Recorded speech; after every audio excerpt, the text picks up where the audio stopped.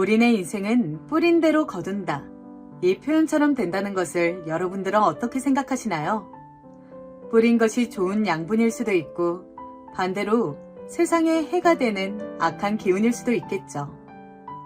이번 사연에서 이 말이 어떻게 영향을 주는지 천천히 지켜봐 주시겠어요?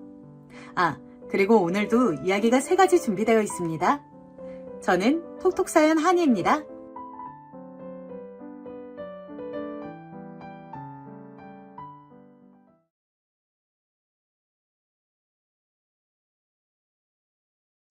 안녕하세요.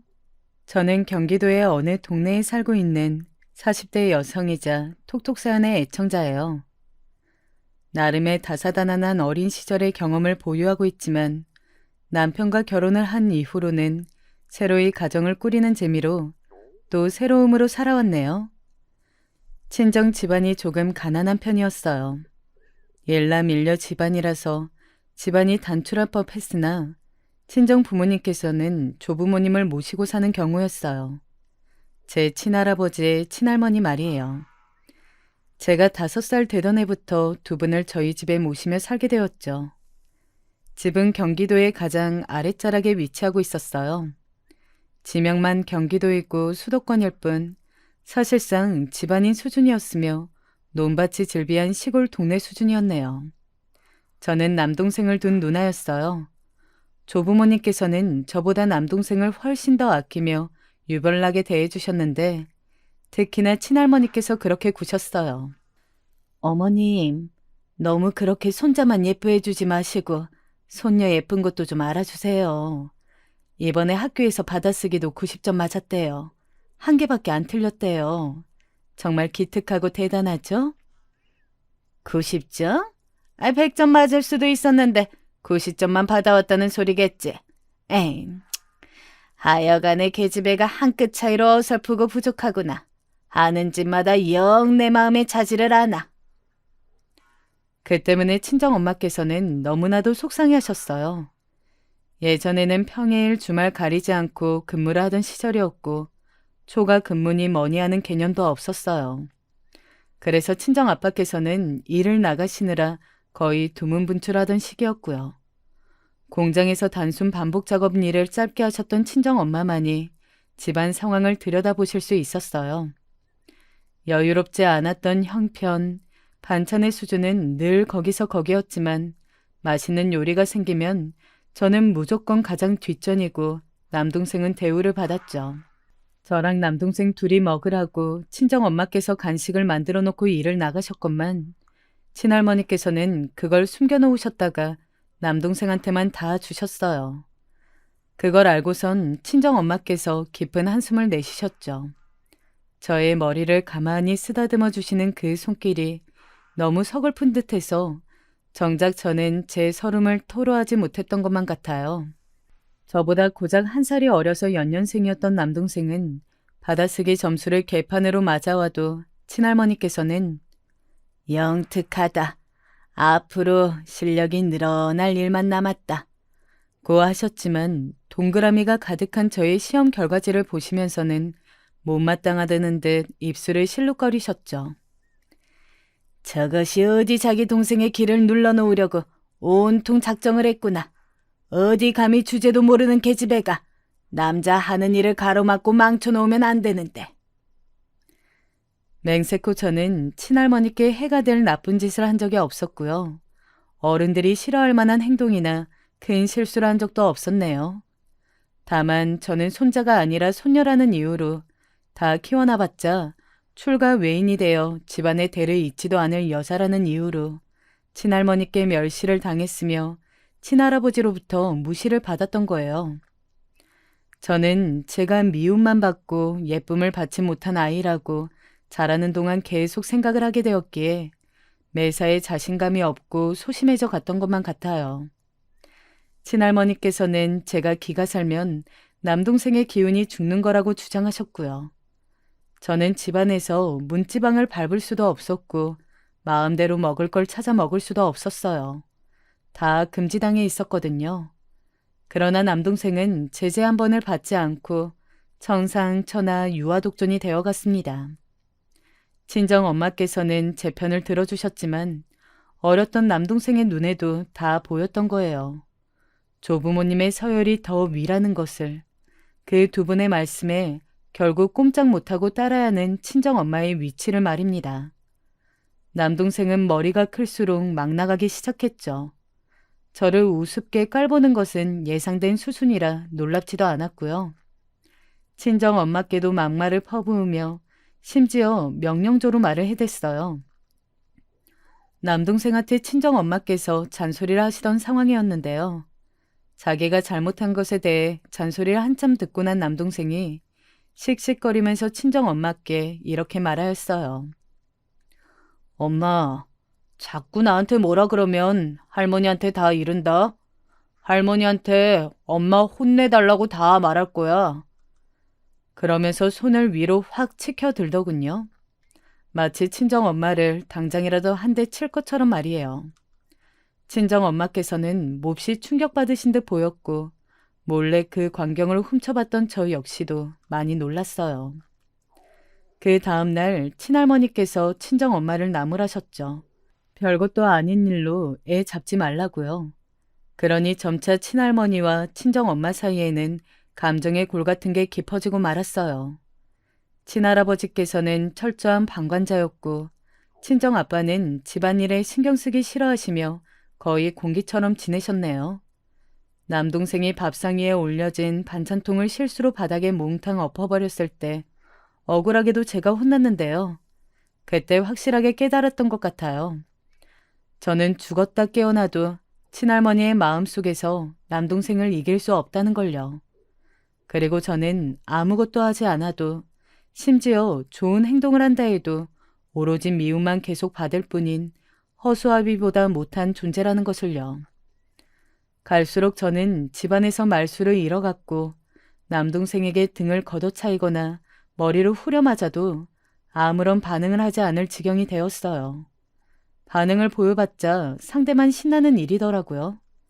친정엄마께서는 조부모님 그리고 친정아빠와 점차 갈등을 빚어갔고요. 남동생을 보면서도 어느새 친정엄마께서는 애정어린 착착함에 묻어났던 이전의 시선과 달리 무심하면서도 많이 지친 눈빛을 하고 계셨어요. 그걸 제가 알아차린 지 얼마 지나지 않았을 때였죠. 친정엄마께서 저를 집 밖으로 불러내시더니 둘만 있는 곳에서 이렇게 말씀하셨어요. 정이야, 만약에, 아주 만약에 말이야, 엄마랑 이 집을 나가서 살면 어떨 것 같아? 여기서 멀리 떠나서 엄마랑 둘이 따로 살게 되는 걸 어떻게 생각해? 지금 당장 대답하지 않아도 좋아. 그런데 엄마는 우리 청이가 진지하게 고민을 해줬으면 해. 오늘부터 깊이 생각을 해줘. 엄마의 부탁이야. 알았지? 곰곰이 친정엄마의 발언을 곱씹어보던 제 심장이 철렁 내려앉았어요. 그게 무얼 뜻하는지 알아버렸으니까요. 제 나이 12살, 요즘에야 초등학교 5학년들도 알 거 다 안다고 하지만 당시에 저는 많이 어렸던 것 같아요.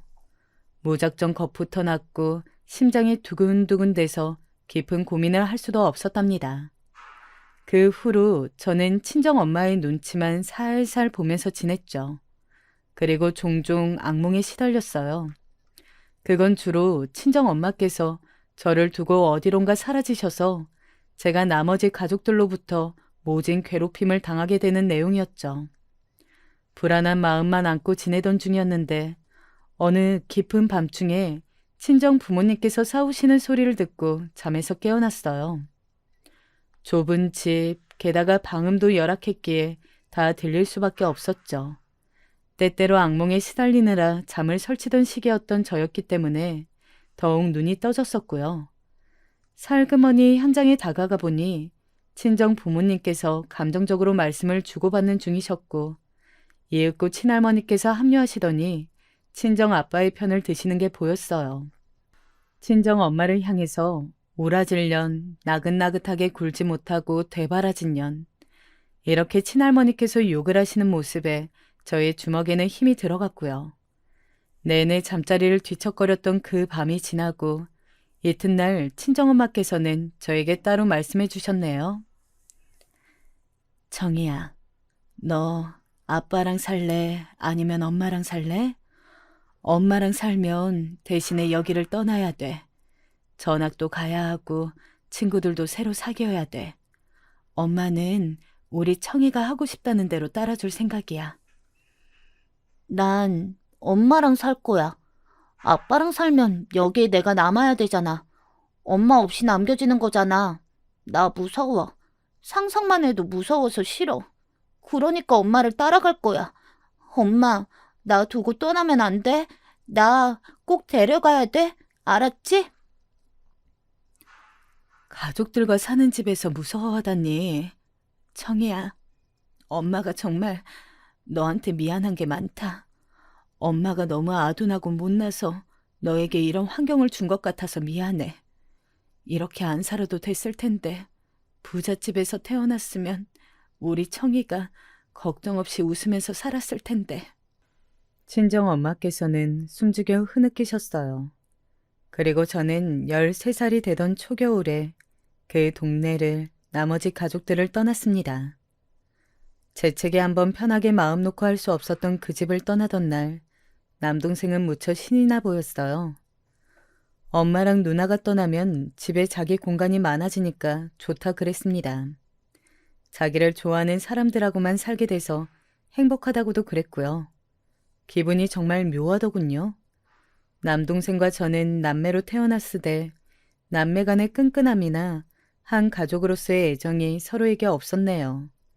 그렇게 되지 못하도록 철저히 남매 사이를 갈라놓았으며 또한 모자 사이를 갈라놓았던 친할머니께서는 친정 엄마와 제가 떠나는 모습을 보지도 않으셨어요. 꼴도 보기 싫으니 빨리 썩 꺼져버리라고 말씀을 던지신 게 전부였죠. 만약 조부모님을 모시고 살지 않았다면 친정 집안의 모습이 어땠을지 가끔은 의미 없는 가정을 하고는 합니다. 아쉬운 부분이 많아서 그런 듯해요. 의기양양하게 굴었던 남동생은 막상 친정 엄마께서 돌아서자 갑자기 울상이 되어서 쫓아왔었어요. 엄마, 그럼 이제 진짜로 다시 안 오는 거야? 나 안 보는 거야? 왜? 엄마, 그냥 안 가면 안 돼? 가지 마. 그러자 친정엄마께서 부드러운 동작으로 남동생의 손길을 떼어놓으시더니 남기신 말씀이 엄청났네요. 정석아, 네가 이러면 엄마가 할머니한테 혼나. 엄마는 더 이상 할머니한테 혼나고 싶지 않아.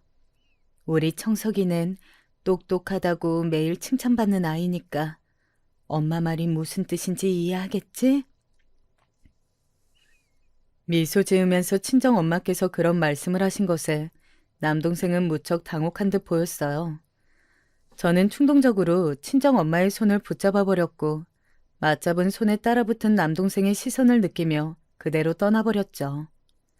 나중에야 안 것이지만 조부모님께서는 친정 엄마와 제가 떠나버리면 친정 아빠에게 좋은 여자를 구해다 줄 거라고 그렇게 말씀을 하신 바 있다더군요. 어른 말씀에 굴복하지 않고 자기 생각을 말하는 건방진 며느리와 쓸모없이 눈에 거슬리는 손녀 따위 없어져도 조부모님께서는 전혀 상관이 없으셨나 봐요. 친정 아빠께서는 워낙 당신의 부모 말씀이면 따르는 분이셨으니 이견이 없으셨겠죠. 저는 친정 엄마와 함께 멀리 외갓집 근처에 다다랐고 그 동네에서 성인이 될 때까지 살았어요. 가난했고 풍족하지 못했습니다. 그러나 마음은 편안하였어요. 하도 당하고 살았던 것에 후유증이 있었는지 저는 친할머니와 비슷한 외모의 어르신만 보면 몸이 얼어붙곤 하였네요. 또한 남동생처럼 느껴지는 그 또래의 남자애가 시끄럽게 떠드는 목소리가 들려오면 속이 울렁거렸고요.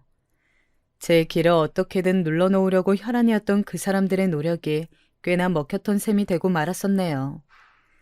친정 집안이 가난한 데다가 화목하지 못했기 때문에 저는 스스로 이걸 저의 약점이라고 여겼던 것 같아요. 제가 4년제 대학교가 아니라 2년제 전문대 대학교를 나온 사실이라든가 돈을 많이 벌어본 적이 없다든가 남들한테 자랑할 만한 멋진 직장 간판을 달아본 적이 없다든가 이런 것보다도 나이가 차게 되자 남들처럼 평범한 가정을 못 가진 것이 저는 희한하게 더 신경 쓰이더군요. 어렸을 때 하도 집안에서 온갖 멸시를 당하고 살았더니 가족에 대한 것이 큰 자국으로 저에겐 남았던 듯 싶어요. 시댁은 아주 보통의 집안이었어요. 남편이 장남이었으며 아래로 남동생이 있는 이형제였고 집안이 부유한 것과는 거리가 멀지만 그렇다고 절대로 가난하다고는 볼 수 없는 평범함이었네요. 겉으로만 봐서는 결코 상상이 안 되었던 건데 남편도 저랑 비슷한 상처를 안에 지니고 있는 사람이었어요. 집안 사정으로 남편은 어릴 적에 친척집에 맡겨졌었대요. 친척집을 3군데 옮겨가며 횟수로 10년을 살았다는데요. 그때마다 학교도 옮겨 다녀 했고요.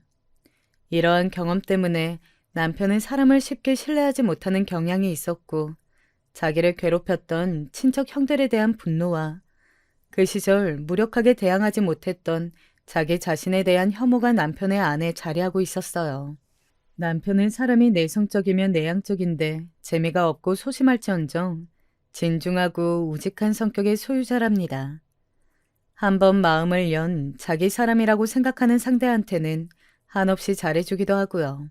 남편하고 처음 교제를 시작했을 때까지만 해도 설마 결혼을 하게 될 줄은 몰랐는데 저의 가정을 꾸린다는 것은 옛날부터 꿈꿔온 일인 동시에 가장 두려운 어떤 것이기도 하였어요. 그래서인지 남편에게서 결혼하자는 이야기를 들었던 날 밤에 저는 꿈에서 친할머니를 뵈었어요. 꿈속에 저는 작은 어린아이였고 친할머니께서 저에게 모진 말씀을 끝없이 쏟아내셨죠. 그런 친할머니를 피해서 도망치던 제가 고꾸라졌어요. 어디선가 튀어나온 남동생의 발길질에 제가 넘어졌던 거였죠. 꿈에서 깨어났을 때 제 등은 땀 범벅이 되어 있었죠. 아직도 과거 속에 제가 발목이 잡혀있는 기분이었어요. 일어나서 세수를 할 때까지만 해도 두려움에 조금은 떨고 있었는데 그날 오후가 되자 갑자기 머릿속이 싹 거쳐버렸어요. 내 구질구질한 과거에게 보란 듯이 결혼을 해버려서 화목한 가정을 꾸리는 게 나한테는 최고의 선택이 아닐까? 그런 생각이 들자 저는 후회하고 싶지 않아서 남편한테 연락을 했죠. 저녁에 만나자고 말이에요. 함께 저녁 식사를 하면서 제가 다 털어놓았어요. 과거에 그런 일이 있었고 그래서 가족이란 저에게 무척 복잡한 단어라는 것을요. 남편은 제 이야기를 경청해 주었으며 동정도 위로도 비난도 하지 않고 그저 제 손을 꼭 맞잡아 주었어요. 그때 결심했습니다. 이 남자랑 결혼하겠다고요. 제가 얼마나 부족하고 못난 사람이든 그래서 얼마나 자신감이 없든 간에 그건 저의 생각이고 판단이며 상대방에게는 제가 최고의 신부감일 수도 있다는 생각을 하면서 스스로를 응원했어요. 시아버지께서는 건강이 안 좋으셨어요. 암에 걸리셔서 수술을 받으셨다가 예후가 안 좋아졌던 경우에 속하였고요. 입원과 퇴원을 반복하며 지내셨었답니다. 시아버지께서 병원 생활을 하고 계실 때 제가 몇 번 찾아가서 뵌 적이 있었어요. 초반에는 남편하고 둘이 함께 갔었는데 어차피 병원도 알고 병실이 어딘지도 알겠다. 어느 순간부터는 그냥 저 혼자도 갔습니다. 제가 원래 성격이 그럴 위인이 못 되는데요. 이상하게도 시아버지가 편하게 느껴져서 그리 굴었어요. 시아버지께서는 말씀을 오래 못하셨기에 제가 이야기를 풀어드리면 가만히 듣고 계셨는데요. 저는 저의 이런저런 속내를 가감없이 털어놓을 수 있어서 좋았고 시아버지 입장에서는 적적함을 달랠 수 있으니 저를 무척 반기셨어요. 하루는 제가 시아버지께 이런 말씀을 드린 적이 있었죠. 저는 제 친할아버지, 친할머니께 사랑을 받아본 적이 없어요. 늘 모욕당하고 무시당하게 일쑤였죠. 그래서 저는 외할머니 댁에 가까이 살게 되었을 때 유독 외할머니께 잘 보이고 싶어서 오만 노력을 다 했었던 것 같아요. 지금도 어쩌면 아버님께 인정받고 싶어서 그렇게 해서 예전에 미움받았던 저의 과거를 보상받고 싶어서 발버둥치고 있는 걸지도 모르겠어요. 제가 제 마음 편하자고 아버님을 이용하는 꼴이 된 거라면 죄송해요. 그랬더니 그때도 여느 때처럼 제가 하는 이야기를 가만히 듣고 계셨던 시아버지께서 입술을 천천히 떼시더니 저에게 이런 말씀을 주셨었네요. 그 미친 노인네들이 다 있구나. 내가 저승길 떠날 때 그 노인네들 발모가지를 붙잡고 떠나봐. 노잣돈은 이미 너에게 받았으니 말이다. 네? 저는 아버님께 돈을 드린 적이 없는데요. 아무래도 뭔가를 착각하신 것 같아요. 제가 여기 오면서 들고 왔던 거라곤 아버님께서 부탁하셨던 얇은 시집 한 권이 다예요. 네가 나에게 이러쿵 저러쿵 떠들어준 이야기들 말하는 게야. 그걸 내가 노잣돈으로 삼았어. 내가 떠날 저승길이니 노잣돈으로 삼는 것도 내 마음이지. 시아버지께서 그렇게 말씀을 하신 순간 저는 눈앞이 삼십간에 뿌해졌어요. 저도 모르는 사이 눈물이 차오른 것이었죠. 갑자기 울어서 죄송하다며 눈물을 벅벅 닦아냈더니 시아버지께선 저에게 그러지 말라 하셨죠. 그래서 제가 조용히 눈물을 떨구었더니 굳이 그렇게 울음을 참고 살지 말라고도 해주셨어요. 저는 어렸을 때 소리내서 울면 친할머니께 머리를 얻어맞았기 때문에 그의 철저한 교육하에 입 꾹 다물고 숨을 안으로 밀어넣으며 조용히 우는 습관을 들였거든요. 저에게 소리내서 울어도 괜찮다고 말을 해준 사람은 인생에서 시아버지가 처음이었어요. 그날 저는 후련하게 울어봤네요. 사실 제가 결혼식으로 올린 건 시아버지께서 돌아가시고 난 이후예요. 시아버지께서 돌아가시고 나서 정리하고 남은 돈으로 시어머니께서 저희 부부 살림 차리는데 큰 도움을 주셨어요. 어머님, 제 입으로 이런 말씀 드리기 너무 민망한데요. 저를 탐탁치 않아 하셨다는 거, 며느리감으로는 절대 아니라고 여기셨다는 거, 제 스스로 너무나도 잘 알고 있어서요.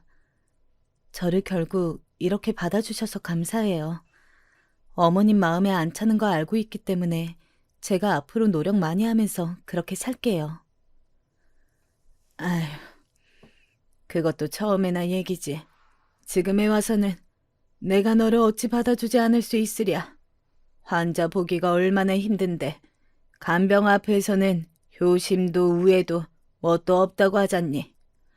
우리 그 양반 몸이 안 좋아서 지난 수년간 얼마나 우울하고 힘들어했는지 그걸 알면서도 지켜보는 입장에서도 점차 괴로워져서 모른 척 외면할 때가 많았다.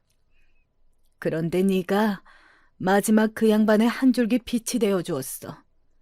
네가 이제 우리 집안 식구가 되었고 맏며느리로 들어왔으니 내가 편히 하는 말이지만 네 아랫사람이 작은 며느리 돈 있고 사는 게 풍족하면 뭐라니? 지 시합이 아파서 들어앉아 있는 병원에 한 번 얼굴을 들이밀 줄 모르는데 그거 보면서 네가 진정 됨됨이가 좋아 보이더라. 비교돼서 더 그렇더라구만. 우리 그 양반 숨 거두기 전부터 이미 너는 우리 며느리였어. 너도 참 다 알면서 그러니? 시어머니와 이런저런 대화를 나누며 진솔한 마음의 교류가 되는 것 같아서 좋은 기분이 들었던 듯 싶어요. 시어머니께서는 저희 친정엄마와도 잘 지내셨죠. 어딘가 인생의 달관을 하신 듯 초연하신 친정엄마, 그리고 매사 허심탄회한 자세를 고수하시는 시어머니는 비슷하면서도 통하는 구석이 있었던 것이겠죠. 해준 것 하나 없건만 시집을 알아서 잘 가니 신기하고도 기특해 죽겠다며 제 결혼에 친정엄마께선 눈물바람으로 기쁨을 표현해 주셨네요. 결혼 직후에는 외할머니를 모시고 저랑 남편이랑 바닷가도 가고 공기 좋은 산골짜기도 가고 그랬고요. 건강하셔서 아직 거동이 가능하실 때 어디든 모시고 가고 싶어서 그리에 있던 것인데 아직까지도 정정하세요. 매년 더 늦기 전에 앞도 안 보이고 걷기도 어려워지기 전에 어디라도 한 번 더 다녀오고 싶다고 외할머니께선 말씀하시는데 정작 건강 상태가 너무 좋으시니 모두가 신기해할 따름이랍니다. 제가 결혼한 이후 얼마 지나지 않아서 친할아버지께선 돌아가셨어요. 그리고 딱 이때부터 친할머니의 치매 증세가 악화되었습니다. 원래는 치매가 좀 있으셨어도 댁에서 지내시며 일상생활 보내시는 데는 지장이 없었을 정도였는데요.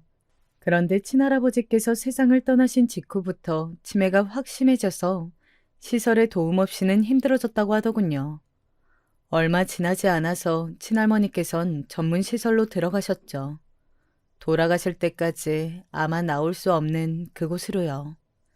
그렇게 되자 친정 아빠께서는 무척 원망을 하셨고요. 원망의 대상이 뭐였냐고요? 달리 있겠나요? 친정 엄마와 저였죠.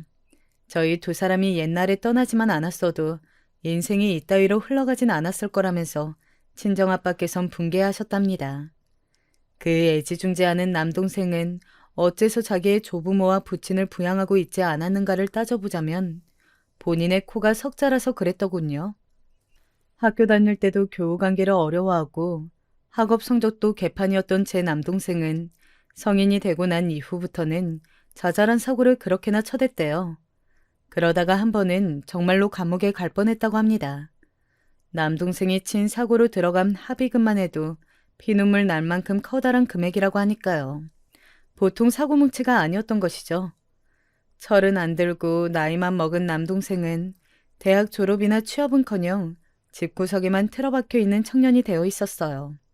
그나마 친할아버지께서 돌아가시고 난 이후부터는 편의점 아르바이트를 시작했다고 하였죠. 주 3일 근무로 평일 야간 시간대라고 했어요. 사람을 가장 적게 마주칠 수 있는 근무 시간이라고도 볼 수 있죠. 그거라도 하면서 바깥 공기 마시고 몇 푼이나마 버는 게 신기하고 다행이라며 친정아빠께서는 씁쓸한 웃음을 지으셨어요. 그러길래 애를 그렇게 키우지 말지. 내가 그토록 말했었는데, 경고했었는데, 애를 무작정 싸고 돌면서 그릇된 행동도 옳다고 가르친다면 그건 애를 영영 망치는 길이 될 거라고. 그런데 당신도, 당신 어머니도 내 말은 무시했었지. 오히려 나보고 입 닥치라고 그랬었지. 애는 잘못이 없어. 잘못 그토록 만든 어른들 잘못이야. 친정 엄마께서는 고요히 말씀하셨는데 그게 화를 내고 계신 것과 다름없었어요. 그 일치마 앞에서 친정 아빠는 고개를 숙이실 수밖에 없었으니까요. 친정 아빠께서도 떳떳해 하실 게 없었죠. 저희 모녀가 집을 떠나던 이후로 친정 아빠께서는 웬 젊은 여자를 어디선가 데려오셨다더군요. 잘하면 재혼할 사이가 될 수도 있다는 말과 함께요. 그런데 친할머니와 그 젊은 여자가 며칠 안 지나서부터 엄청나게 싸우기 시작했던 것입니다. 가운데 낀 친정 아빠께서는 이러지도 저러지도 못하면서 그냥 상황을 방관하셨고 그러던 어느 날 젊은 여자가 사라지셨대요. 친할머니께서 거의 당신의 평생 동안 애지중지해 오신 옷가락지로 훔쳐들고 그것뿐만 아니라 돈이 될 만한 거라면 모조리 챙겨서 감쪽같이 사라져버렸다고 합니다. 저도 친할머니의 그 옷가락지가 뭔지 알고 있는데 도둑 맞았다는 그 얘기에 놀랐네요. 배신당한 충격에 친정 아빠께서는 의욕을 상실하셨고 친할머니께서는 가슴을 치고 우셨으며 집안 분위기 개판이라고 그때부터 친할아버지께서는 엄청난 불만을 터뜨리기 시작하셨고 이런 어른들의 모습을 남동생은 고스란히 보면서 살아온 거죠. 좋은 영향을 받았을 리가 없어요. 친할머니께서 완연해진 치매로 시설에 들어가신 날 친정 엄마와 함께 오랜만에 그 지역을 찾았던 저는 어쩌면 친정 아빠나 남동생과 다시 교류를 하며 지낼 수 있지 않을까 하는 생각을 슬며시 했었어요. 그 두 사람이 사과를 해준다면, 먼저 손을 내밀어준다면 그리할 수 있을 것 같았어요. 그런데 친정 아빠께서는 저희 모녀에게 오만 난리를 쳐대셨고 100만 원을 뜯어내고 나서야 진정하셨습니다. 그리고 저를 향해서는 네 동생 안 불쌍하냐는 질문을 몇 번이고 하셨죠. 지금은 내가 사지멀쩡하다지만 몇 년만 지나봐라. 어떻게 될지 모른다. 그때는 네가 나 부양해야 될 테니 잘 준비하면서 기다리고 있으라. 왜 저한테 그런 말씀을 하세요? 제가 그럴 의무가 있을까요? 어디서 그런 건방진 질문하고 자빠진 거야?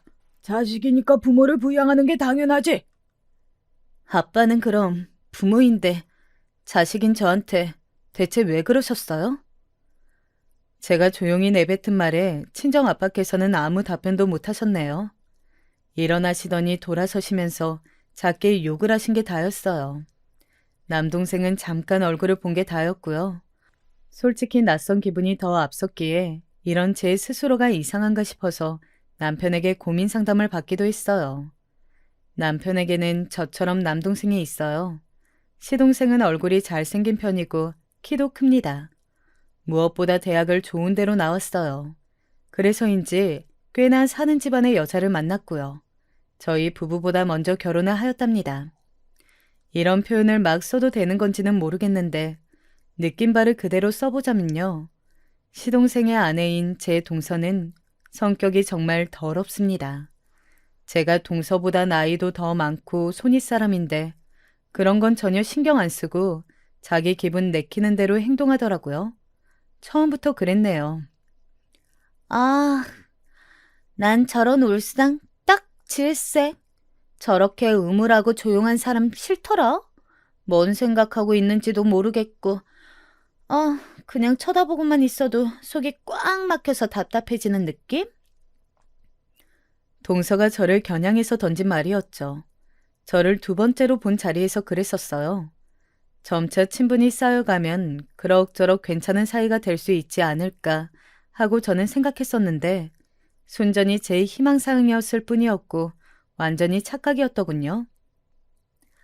동서, 다음 주 주말에 다 같이 강원도 가기로 한 거 말이야. 점심때 가기로 한 닭갈비 집을 봤는데 내가 굳이 비교를 하려고 따로 찾아봤던 건 아니고 어쩌다 보니까 그 근처에 다른 닭갈비 식당들이 많다는 걸 알게 되었거든. 근데요? 뭐요? 어쩌라고요? 본론만 딱 말하세요. 서론이 왜 이렇게 길어? 그러니까 내 말은 가기로 한 곳 말고 거기 바로 근처에 있는 다른 집은 어떨까 싶어서 맛이나 양은 집집마다 다 비슷한 것 같은데 내가 새로 본 집이 가격도 조금 더 저렴하고 무엇보다 위생적이더라고. 와, 정말요? 그걸 형님께서 알아보신 거예요? 멋지네요. 별거 아닌데 고마워. 그럼 내가 본 집으로 가는 걸로 할까? 아니요? 제가 봤던 대로 그냥 가요. 이왕이면 그 지역 그 동네에서 가장 유명한 데로 가는 게 장땡인 거 몰라요? 관광지 안 가봤어요? 모르면 그냥 닥쳐요. 아무것도 하지 말고. 능력도 없으면서 주저리 나대는 거 보는 사람 입장에서는 짜증나요. 저번에도 그러시더니 또 이 지랄하시네. 사람이 말하는 게 아다르고 어다르다는 법인데 동서는 아무렇지도 않게 상대방의 심장을 후벼 파더라고요. 괜히 저만 보면 미간을 찌푸리며 눈을 위아래로 흘기기도 했고요. 시어머니께서 그렇게 굴지 말라고 하시니까 귀찮다는 표정으로 아, 네. 하더군요. 동선의 집안이 시댁보다 형편이 넉넉한 데다가 동서의 성격 자체가 워낙 드세다 보니까 독불 장군이 따로 없었어요. 우연히 알게 됐는데 자기랑 친한 친구들 같은 상대한테는 잘하는 것 같더라고요. 동서의 외향적인 성격이나 화법이 쾌활하다는 장점으로 비칠 정도였어요. 저한테는 막말, 째려보기, 비웃기만 하는 동서였기에 내심 놀랐네요.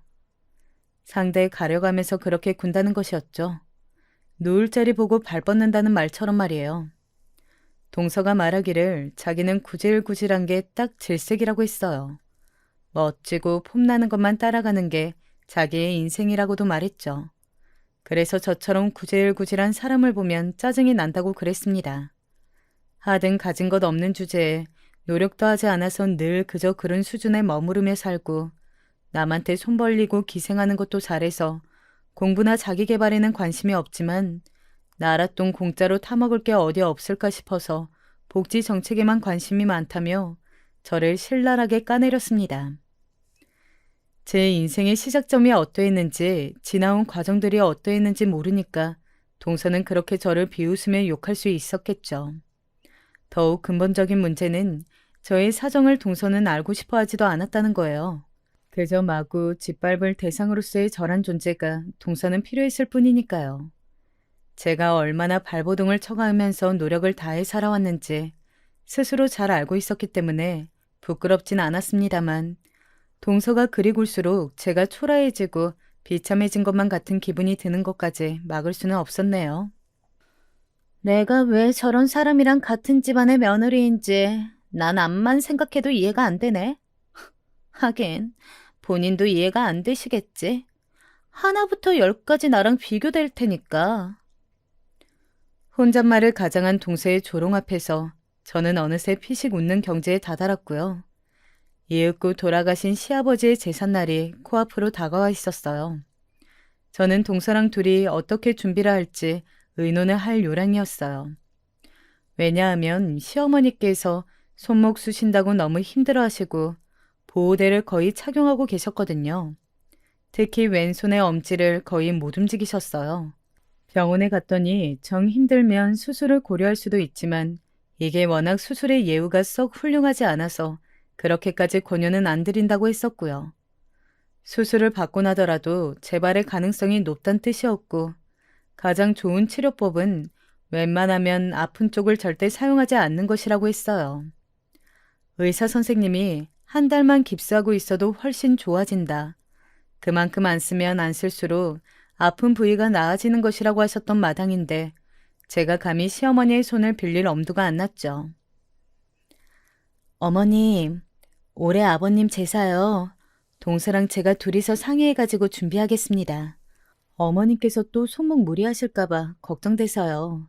그러실 필요 없다고 말씀드리는 거예요?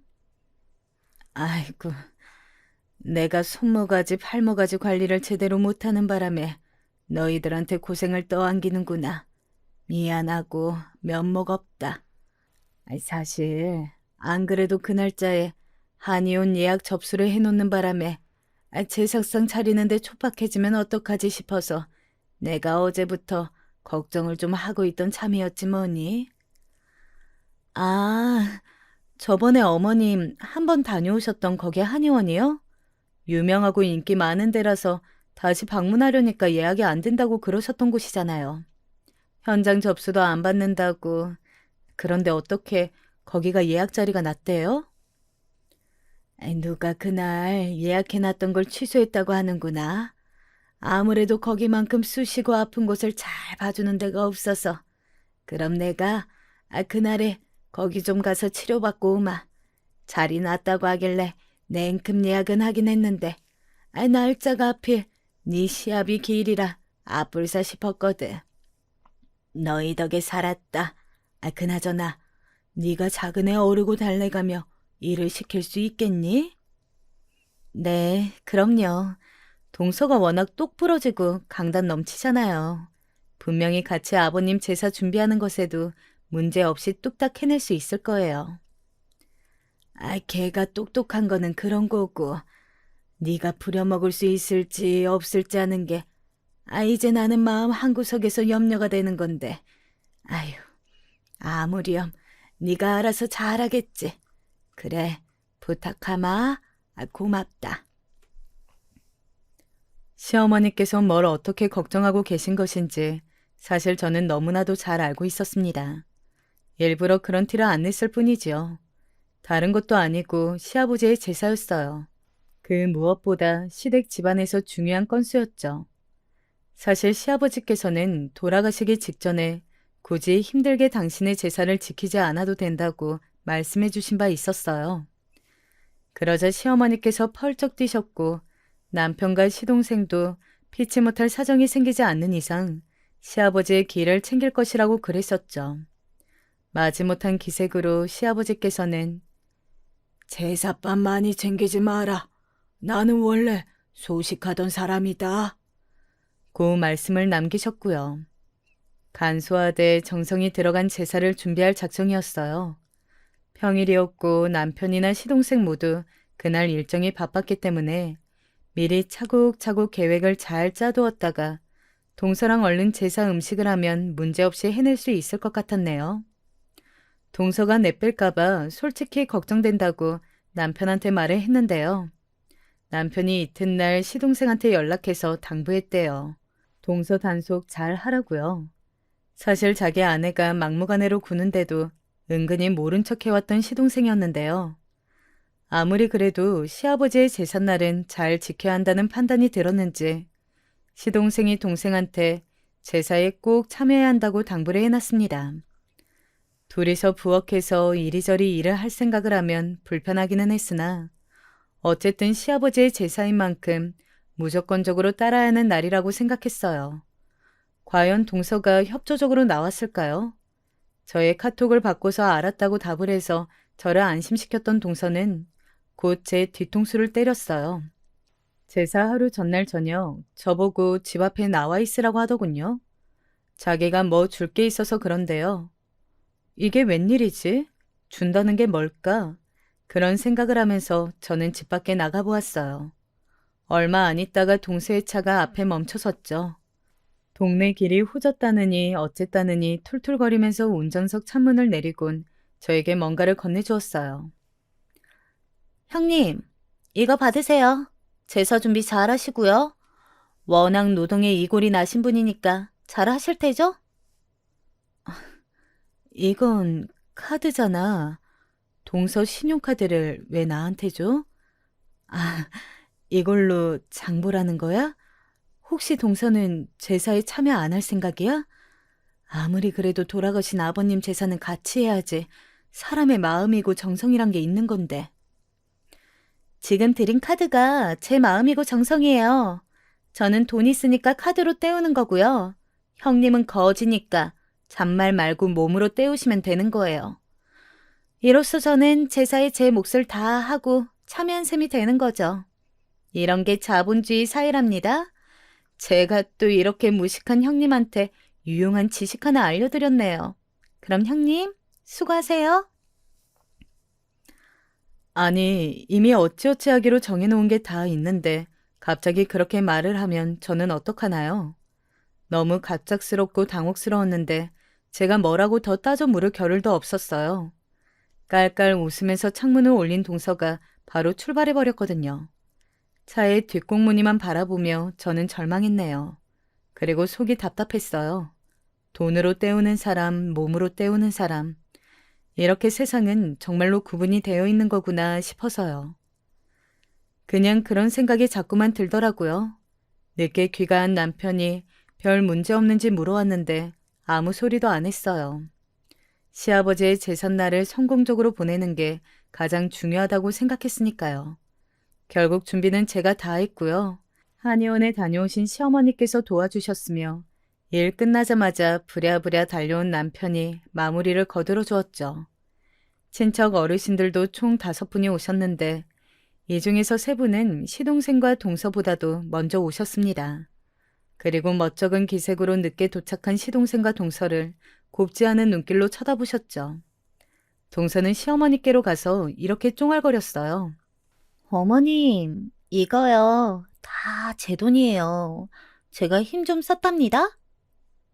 그러자 시어머니께서는 무어라 말씀을 하시려고 숨을 크게 들이키셨다가 이내 눈을 질끈 감으시곤 그저 고개만 천천히 내저으셨어요.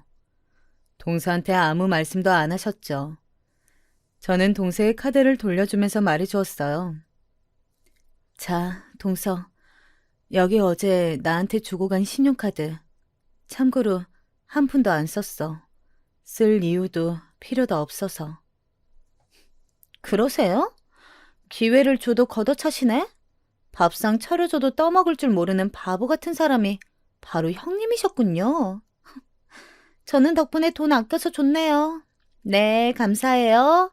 그나저나 돌아가신 아버님은 제사밥 잘 드셨어야 했을 텐데. 그죠? 동서의 말이 비아냥대는 것처럼 들려서 저는 상대해주고 싶지가 않았어요. 어째서 시어머니께서 동서에게 별다른 말씀을 안 하셨는지 갑자기 그 심정을 알 것만 같더라고요. 카드만 달랑 던져놓고 그걸로 제사에 다 참여했다고 당당하게 군 동서한테 왜 쓴소리를 안 하시는 건지. 사실은 시어머니를 아주 잠시나마 원망했는데 차마 쓴소리조차 할 가치가 없어서 그리 하셨던 것을 제가 알게 된 거죠. 저는 그날 시아버지를 향해 마음속으로 이렇게 말씀드렸죠. 아버님, 드시고 가셨어요? 동서 말처럼 혹시 못 드신 건 아닌지 걱정하는 제가 바보 같은 거겠죠? 그런데 저는 정말 답답하고 바보 같은 사람이 맞아서요. 아버님이 제사밥을 잘 드시면 드셨다고 답이라도 주셔야 안심할 수 있을 것 같아요. 꿈에서라도 나와주세요. 시아버지께서는 야속하게도 제 꿈에 나와주시지 않았어요. 며칠이 지나자 저는 시아버지께 그리 빌었다는 사실을 잊어버리게 되었기 때문에 섭섭함을 느낄 겨를이 없었고요. 그런데 조금 당황스러운 소식이 들려오더군요. 어느 날 밤에 시동생이 남편한테 전화를 걸어왔는데 술에 취해 있었어요. 속상해서 한잔했대요. 무슨 일인가 했더니만 장인어른 편도암 진단받으셔서 수술했었잖아. 그게 벌써 3년이 다 되어가. 그 후로도 그래도 멀쩡히 잘 사셨는데 지난달에 병원에서 전이 암 확진받으셨어. 현재 시한부이시고 항암 치료 잘 받으면 1년 더 사실 거라고 병원에서는 일단 그렇게 말을 해줬다는데 너무 큰 충격이고 상심하신 장인어른께서 우선은 아무한테도 말하지 말라고 당신께서 마음을 먼저 추스르고 싶다면서 장모님께 그러셨다네. 그런데 엊그제 장모님 쓰러지셨다. 형, 진짜 어떡하냐? 장모님 뇌졸중이야. 동서 집안이 난리가 난 거였죠. 시동생도 갑작스러워서 어쩔 줄 몰라 하던데 딸 입장인 동서는 얼마나 경황이 없었을까요? 그 소식을 들으니까 이게 웬 비극인가 싶어서 저도 너무 걱정이 되었어요. 동서한테 연락해서 어떻게 위로를 건네야 할지조차 고민이었고요. 이틀 머리를 싸매다가 동서한테 카톡을 남겼어요. 힘내라고, 기도하겠다고 여러 가지 위로의 인사의 말을 해주었죠. 그랬더니 동서가 날 꼴 좋다고 비웃고 있겠네? 그래봤자 네 인생보다 내 인생이 더 우월해. 그러니까 나대지 마. 라고 몇 시간 후에 답장을 보내왔습니다. 그거 보고선 찹찹한 긴 한숨이 나왔네요. 제 안에서 동서를 향한 여지를 남겨두지 않겠다는 결론을 내렸어요. 그래서 그쪽으로는 신경을 꺼버렸네요. 몇 달 후 남편과 둘이서 고대하였던 축복이 찾아왔어요. 임신이었답니다. 시어머니께서 무척이나 기뻐하셨는데 시동생 동서 쪽은 분위기가 워낙 안 좋으니까 저희 보고 굳이 그쪽에다가 소식 전하지 말라고 하시더군요. 기회 봐서 당신께서 직접 알려주시든지 하겠다 하셨어요. 동서가 양친 일로 스트레스가 심한지 월경이 끊겼다는 얘기를 시어머니께서 저에게 조심스레 말씀해 주시기도 했네요. 저 임신 중기 때 동서가 부친상을 당했어요. 병원에서 얘기했던 것보다 너무 일렀어요. 갑자기 돌아가셔서 그 집안 사람들이 전부 깜짝 놀라고 뒤집어졌대요. 제가 출산했을 때 시동생은 예전보다 피골이 상접한 몰골이 되어서 와봤는데 동서는 안 왔어요. 남편이 아주 조심스럽게 시동생한테 물어보더라고요. 두 사람은 아이 계획이 어떻게 되냐고요. 그러자 시동생이 한숨을 쉬면서 그랬어요. 안 그래도 동서가 저의 출산 소식에 산부인과를 가보기로 했대요. 매달 하던 월경을 안 하니까 편해서 그냥 뒀는데 임신할 생각이 들고 나니까 마음이 좀 급해졌나 봐요. 그리고 며칠 후였어요. 동서가 자궁에 문제가 있어서 시술을 받았다는 소식을 접하게 되었죠. 아, 그런가 보다 했어요. 별 문제 없겠지 싶었어요. 그런데 시술 받고 나서 각종 검사 결과가 나왔는데 자궁에 암이 있는 게 발견됐다고 하더군요.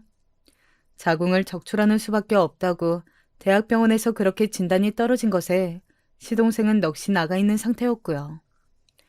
동서는 현실을 부정하면서 울다가 웃다가 이틀 내내 미친 사람처럼 행동하고 있다고 했어요. 시어머니께서는 이 무슨 해괴한 일이 다 있냐고 하시며 들어 누우셨고요. 요새 머리가 아파 죽을 지경이란다. 그나마 우리 귀여운 손주 얼굴 보면서 내가 심신을 달래는구나. 네가 우리 집안으로 시집을 온 게 커다란 복이었나 보다. 먼저 떠난 그 양반이 너를 꼭 며느리로 삼아야 한다고 주장했던 게 전부 일리가 있었던 게야. 그런 시어머니 앞에서 제가 무어라 말씀을 드릴 수 있었을까요? 그저 눈에 넣어도 안 아프다 하시는 저희 아이를 자주 보여드리는 것으로 효를 다할 뿐이었죠. 그 시기에 코로나 사태가 터졌고 상황이 심상치 않게 돌아가자 결국 동서는 병원의 강력한 권고에 따라 자궁을 적출하는 수술을 받았습니다. 코로나가 더 퍼지기 전에 얼른 병원에서 수술을 받는 게 낫다는 의견들을 동서가 받아들인 것이었죠. 그 후로 너무 기운 없이 지낸다고 그러길래 마음이 찝찝했는데 코로나 때문에 병원의 모습도 달라진 게 편찮으신 동서의 모친께는 큰 타격이었나 보더라고요. 아파서 치료받으면 비단 병원비뿐만 아니라 간병인 때문에 들어가는 비용이 정말 어마어마하더라고요. 계속해서 안 좋은 일, 거기에다가 돈이 엄청나게 나가는 일만 생기는 바람에 원래는 금전적으로 여유롭다고 뻗대던 동선의 집안이 거덜나 버렸어요. 마음이 각박해지자 서로에게도 나를 세우게 되었는지 시동생과 동선은 점차 사이가 멀어지더니 현재는 별거 중이에요. 아무래도 이혼까지 갈 것 같네요. 시동생이 그래도 몇 달 전부터 일이 잘 풀리고 있어서 시어머니께선 다행이라며 가슴을 쓸어내리셨고요. 과연 어떻게 일이 흘러가고 또 마무리가 될지는 모르겠습니다. 혹시 돌아가신 시아버지께서는 앞날을 미리 다 보고 계실지 문득문득 저는 그게 궁금해지곤 하네요.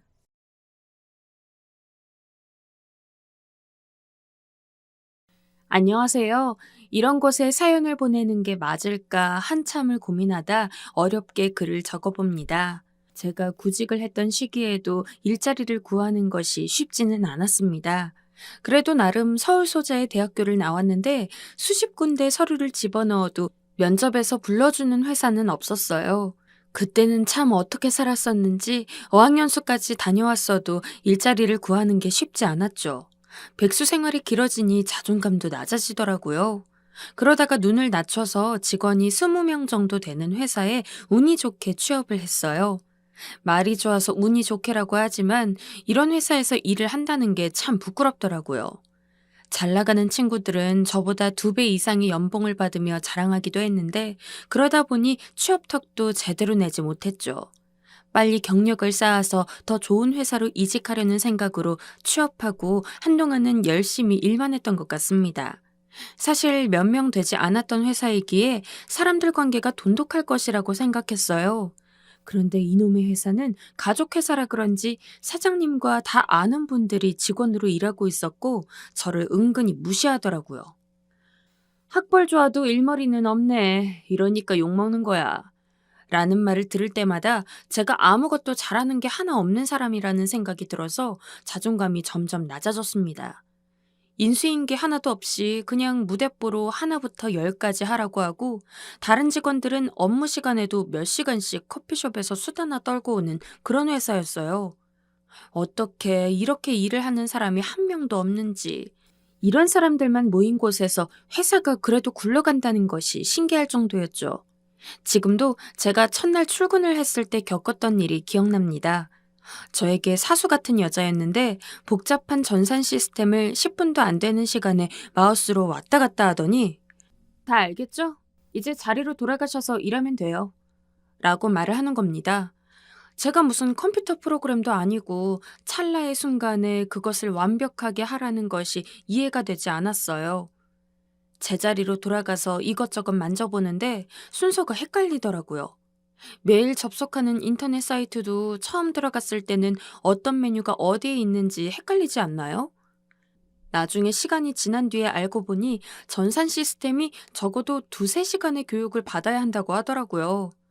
어쨌든 혼자 자리에서 한참 버벅이고 있는데 그 여자는 저에게 경석 씨, 제가 말한 자료 언제 되는 거예요? 라고 물어보는 겁니다. 그래서 조심스럽게 그 여자에게 가서 선배님, 죄송한데 아까 말씀하신 전산 메뉴 다시 한번 가르쳐 주실 수 있을까요? 라고 물어보니 선배는 짜증스러운 말투로 저기요, 저 2번 이야기하는 거 굉장히 싫어하거든요? 라고 신경질적으로 말했습니다. 사실 이 말을 듣고 입사한 지 1시간도 안 되는 회사를 나가야 하나 고민이 많이 되었어요. 처음 제가 회사를 입사하고 나서 자기소개를 할 때도 자기 자리에서 얼굴 한번 쳐다보지 않은 그런 사람이었습니다. 뭐가 그렇게 심통이 나 있고 불평불만이 많은지, 면전에 대고 저런 말을 아무렇지 않게 할 수 있는지 물어본 제가 마치 죄인이 된 것 같았죠. 죄송합니다. 다시 한 번만 가르쳐 주세요. 바빠 죽겠는데. 뭐 이런 사람이 들어와서 일만 더 많아지게 하고 있어. 들릴 듯 말 듯한 그 말에 사회생활이라는 게 이런 건가 하는 생각도 들고 어린 마음에 없지 않아 상처도 많이 받은 것 같아요. 그래서 좋지 않은 기억력이었지만 까먹지 않으려고 잘 메모하는 습관을 가졌고 이후에는 회사 일에 잘 적응할 수 있었습니다. 하지만 첫날의 충격 때문이었는지 그 선배에게는 좀처럼 좋은 감정이 생기진 않더라고요. 그렇게 1년이라는 시간을 어떻게든 참아왔는데 그 선배는 점점 배가 불러오더니 출산 휴가를 갔습니다. 그 사람이 출산 휴가를 간 뒤에는 일이 많아져서 퇴근 시간이 점점 늦어졌어요. 매일 새벽에 택시를 타고 가는 걸 보고 사장님이 이런 저를 안쓰럽게 여겼는지 하루는 저에게 이야기했어요. 이렇게 늦게까지 일하면 몸 상해. 조금만 기다려. 내가 사람 뽑아줄 테니까. 사장님의 배려가 너무 감사했습니다. 그리고 1달 정도 지났을 때 저보다 7살이 많은 과장님 한 명이 제 사수로 회사에 입사했어요. 30대 중반이었지만 관리를 잘했는지 나이에 비해서 동안인 그분은 저와 함께 일했던 사수와는 다르게 서글서글한 성격이었어요. 그리고 저에게도 이런저런 회사 업무들을 가르쳐 주었는데 덕분에 저는 업무량이 줄고 퇴근도 빨리 할 수 있게 되었습니다. 그 과장님은 사수로서 인생 이야기도 많이 들려주었어요.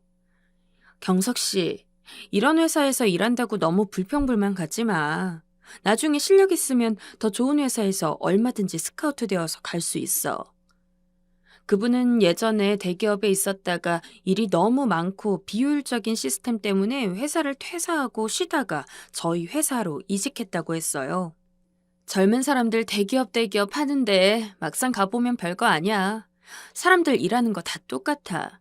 어떤 회사에 있더라도 내가 중심이 되어서 일만 잘하면 되는 거야. 라는 조언도 많이 해주었는데 저보다 나이도 많고 사회 경험도 많은 저의 사수가 참 멋있다고 생각했어요. 나중에 저도 저 나이가 되면 누군가에게 멋진 사수가 되어서 저런 말을 후배에게 해주어야겠다고 생각했죠. 그렇게 지내던 중 회사에서 장기 프로젝트를 맡게 되었어요. 야근이 많아지다 보니 남들 다 퇴근하고 사수와 둘이서 회사에서 늦게까지 야근을 하는 날이 많아졌습니다. 밤늦게까지 일을 하고 퇴근을 해도 더 이상 혼자가 아니라 팀원과 함께 일한다는 사실에 보람을 느꼈어요. 가끔씩 일을 마치고 둘이 맥주 한잔 하는 날도 많아졌습니다. 그리고 그날도 둘이 퇴근을 하고 술 한잔을 하고 있는데 과장님이 술이 많이 취해서 저에게 이야기했어요. 경석 씨는 만나는 여자 없어? 아, 요즘 일이 너무 바빠서 누구 만날 여유도 없고요. 또 작은 회사 다니다 보니까 소개팅도 잘 안 들어오네요. 멋쩍은 듯이 대답하자 과장님은 웃으면서 그래? 보면 볼수록 귀엽단 말이야. 라고 말했는데 그 말이 싫지만은 않았습니다. 그리고 과장님은 저를 빤히 쳐다보시더니 그럼 난 어때? 라고 말을 하는 겁니다. 그 말에 저는 당황해서 속으로 이게 무슨 말이지? 어떻게 대답해야 하지? 라고 생각하다가 너무 좋은 사수님이죠. 과장님 덕분에 이렇게 일 제대로 배우는 것 같아요. 라고 대답하니 과장님은 웃으시더니 아니, 여자로서 어떻게 생각하냐고. 알면서 그렇게 돌려 대답하는 거니? 라고 말하며 웃었습니다. 어떻게 대답해야 하나 모른 채로 있었는데 과장님은 저에게 다가오더니 입을 맞췄고 평소에 멋있다고 생각하던 사람이라 차마 거절을 하지 못했어요. 그렇게 저희는 그날 하나가 되었고 사내 연애를 시작했습니다. 나이 차가 많이 났지만 그때 당시에는 막연한 동경심 같은 걸 사랑이라고 착각한 것도 있는 것 같아요. 글을 적으면서도 부끄럽지만 그렇게 저희가 연인이 되고 나서부터는 무언가에 홀린 사람들처럼 눈이 맞으면 관계를 하기 시작했습니다. 남들이 다 퇴근한 회사에서도 일을 하다가 그 짓을 하기도 했고 사장실에 몰래 들어가 한 적도 있었어요. 지금 생각하니 그때는 많은 업무로 인한 스트레스를 그렇게라도 풀어보려고 했던 것 같네요. 저보다 7살이 많은 아내였기에 자연스럽게 결혼 이야기가 나왔습니다. 그런데 아니나 다를까 집안에서 많은 반대를 했었죠. 너 나이가 몇 살인데 벌써 결혼을 한다고 난리야. 이제 일한 지 얼마나 되었다고 돈도 없으면서 무슨 결혼이냐고. 특히 어머니께서 아내를 못마땅해 했어요. 살면서 한 번도 부모님 말을 거스른 적이 없었지만 사실 결혼만은 제가 사랑하는 사람과 하고 싶다는 마음이 컸습니다. 그래서 부모님을 설득하느라 진을 뺐습니다. 아버지는 그래도 나이가 많으면 어떠냐고 하셨는데 어머니가 야단이셨죠. 내일 모레 40인 여자랑 결혼하면 너 아이 생각은 안 하니? 그 나이면 노산이야, 노산. 엄마, 나이 어리다고 다 임신 잘 되는 것도 아니야. 어차피 남들 다 결혼하는 거 그냥 조금 빨리 하면 뭐 어때서 그래. 역시 자식 이기는 부모 없다는 말이 정말 맞는 것 같아요. 2달 동안 이 여자 아니면 안 된다고 울며 불며 떼를 쓰기도 하고 화를 내기도 하고 정말 난리였는데 결국 어머니가 두 손 두 발 다 들면서 저희의 결혼을 허락해 주셨습니다. 아휴, 그래. 너네만 잘 살면 되지. 라고 말씀하셨는데 그래도 결혼하는 날까지 아내를 어딘지 모르게 못마땅해 하기는 했어요. 그런데 아내는 저보다 사회생활을 오래 했음에도 불구하고 모아놓은 돈이 많이 없었습니다.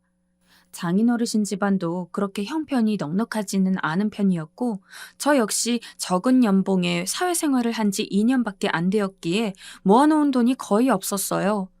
이러다 보니 부모님께서 아내를 좋아하지 않는 게 어찌 보면 당연하다고 생각했습니다.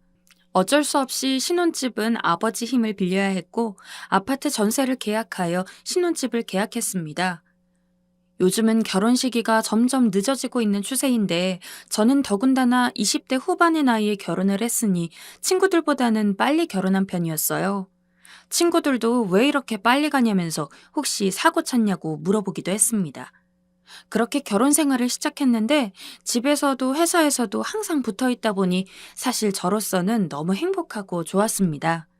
사랑하는 사람을 24시간 볼 수 있는 게 참 행복하다고 느꼈던 것 같아요. 그런데 결혼과 동시에 아내는 아이를 가지고 싶어 했습니다. 아내는 30대 후반이었고 더 늦게 아이를 가지면 출산할 때 힘들다는 이야기를 들어서 어떻게든 2세를 가져보려고 노력했어요. 사실 신혼생활을 조금 더 즐기고 싶었지만 아내가 그렇게 아이를 원하고 간절한 마음이 있으니 저도 안간힘을 다해 노력을 했죠. 달력을 체크하고 주기가 되면 열심히 했는데 저희의 노력과는 달리 무심하게도 임신에는 매번 실패했습니다. 어렸을 때 사귀었던 여자친구들과는 관계를 가지며 행여나 임신이 될까 조마조마했었는데 이렇게 아이를 원할 때 계속해서 실패하니 너무 속상했습니다. 그렇다고 임신이 되지 않은 것으로 장인어르신이나 부모님이 아내에게 싫은 소리를 한 것은 아닙니다. 아내는 연애할 때에도 TV에 아이들이 나오거나 길거리에 지나가는 아이들을 보면 그렇게 예뻐했어요. 이런 걸 보고 결혼 전부터 2세 계획을 잠깐 이야기하긴 했었습니다. 임신하기 위해서 정말 갖은 노력을 다한 것 같아요. 용하다는 점집도 찾아가서 비싼 돈을 내고 부적도 사보았고 남자 정력에 좋다는 비싼 건강식품을 먹어보기도 했어요. 미신을 믿는 편은 아니었지만 무당이 알려주는 장소와 시간에 맞춰서 부부관계를 가졌지만 매번 실패하기 일쑤였어요. 하나의 생명을 가진다는 게 이렇게 힘든 일일 줄은 상상도 하지 못했습니다. 괜찮아, 언젠가는 생기겠지. 그리고 나는 이렇게 둘이 사는 것도 좋은데? 라는 제 말에도 아내는 다 자기 때문이라면서 속상해했죠. 시험관 수술 역시 시도해보았는데 확률이 지극히 낮았고 저희 부부에게는 그런 운도 따라주지 않았습니다. 그렇게 몇 년이 지나가니 저와 아내는 점점 지쳐가기 시작했어요. 어느 날은 아내가 술에 잔뜩 취해와서는 아, 여보, 미안해. 나 때문이야. 내가 나이가 많아서 그래. 애 가지고 싶은 건 내 욕심인가 봐. 혀가 꼬부라진 소리로 술주정을 하는 아내를 보니 너무 마음이 아팠어요. 그렇게 아내는 임신이 되지 않은 걸 자기 탓을 하며 술에 의지하는 날이 하루 이틀씩 많아졌습니다. 이런 아내가 너무 걱정되고 저도 온갖 방법을 다 찾아보았는데 마땅한 방법이 없는 것 같았고 제 문제이기도 한 것 같아서 눈물이 났어요. 정작 병원에서는 임신이 안 되는 이유가 딱히 없다고 했습니다. 하늘은 저희 부부에게 소중한 생명을 안겨주지 못했죠. 아내와의 부부 생활은 임신 외에는 이렇다 할 문제가 없을 만큼 안정적이고 좋았습니다. 여자가 아이를 못 가지는 게 어떤 기분인진 몰라도 아내에게 아무것도 해줄 수 없는 제가 너무 한탄스러웠어요. 그래서 아내가 가끔 친구들과 밤늦게까지 술을 마시고 들어와도 안타깝게 여기고 이해해 주었습니다. 결혼하고 3년 정도 지났을 때 아내와 저도 어느 순간부터는 아이에 대한 집착을 조금씩 내려놓기 시작했어요. 그렇게 지내던 어느 날이었죠. 아내가 생리할 때가 되었는데 하지 않는다고 이야기를 했어요. 설마 하는 생각으로 임신 테스트를 했습니다. 그런데 2줄이라는 결과가 나왔고 그 순간 저와 아내는 세상을 다 가진 사람처럼 눈물을 흘리며 기뻐했습니다. 그렇게 간절히 바라고 원했던 임신이 되다니 너무 행복했죠. 아내를 안아주며 한참 눈물을 글썽였어요. 뱃속의 아이가 혹시 잘못되기라도 할까봐 항상 노심초사했고 아내에게 더 지극정성으로 잘 대해주었어요. 딸이라는 소식을 들었을 때는 특히 아내가 너무 좋아했습니다. 아내를 닮은 딸아이라면 똑똑하고 예쁘게 잘 클 것 같다고 생각했죠. 유명한 장명소를 가서 큰 돈을 내며 아이의 이름도 지어주었어요.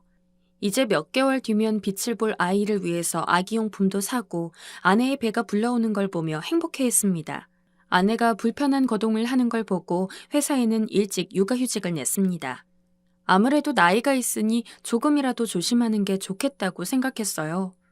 혼자 돈을 버는 것이 조금은 부담이 되었지만 그래도 최대한 아끼면서 사랑하는 아내와 아이를 위해서 제가 희생하는 게 하나도 아깝지 않다고 생각했습니다.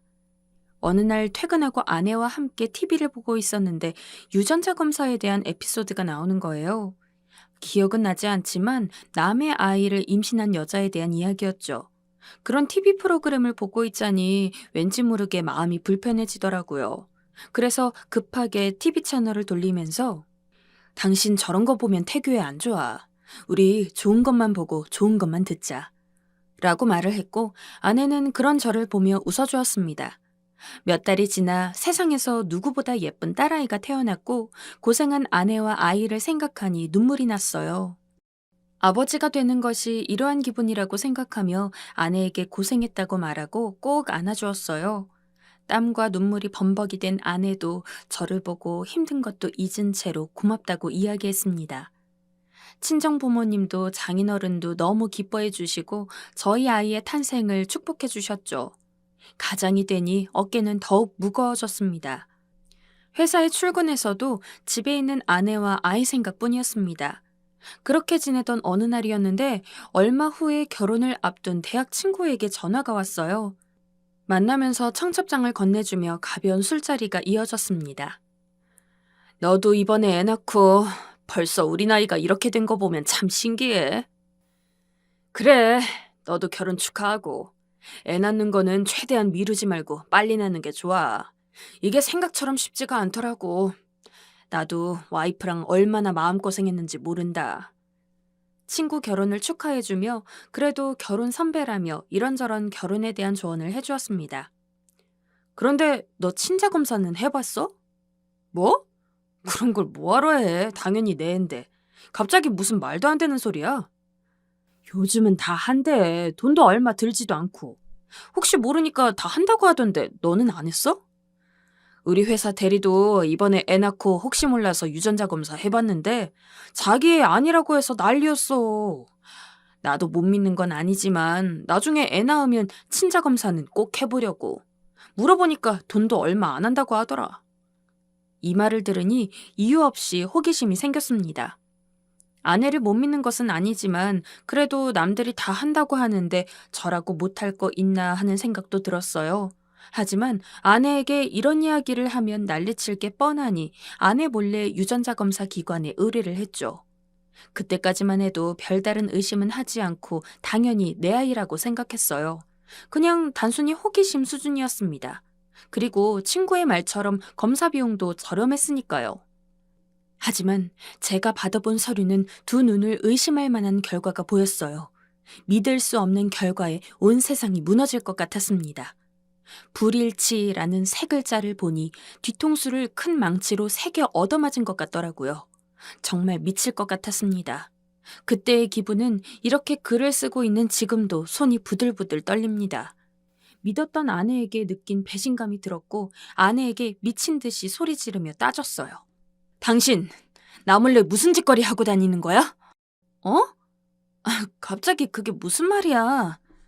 이 애 누구 애냐고. 네가 어떻게 나한테 이럴 수가 있어?